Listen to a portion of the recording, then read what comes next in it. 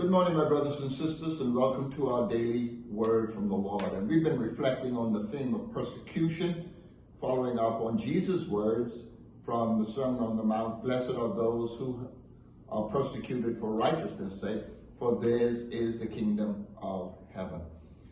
And we've been addressing the question, will there be persecution during the last days? Will God's people experience persecution during the last days? And the answer that we have seen from Scripture is in Revelation 13. It says that the antichristal system will persecute God's people who do not worship the beast or who do not take the mark.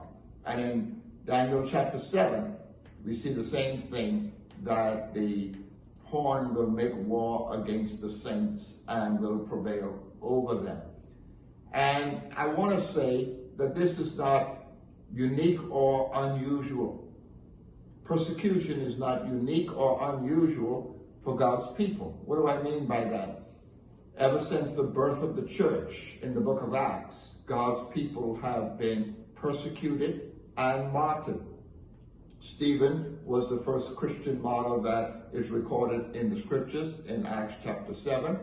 And James, the apostle, was killed by Herod with the sword in Acts chapter 12. So right at the early life of the church, God's people experienced persecution and God's people were martyred for the faith.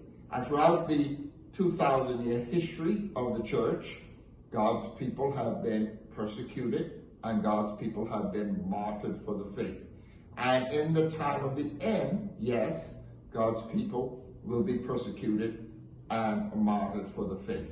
So persecution and martyrdom is not unique or unusual for God's people.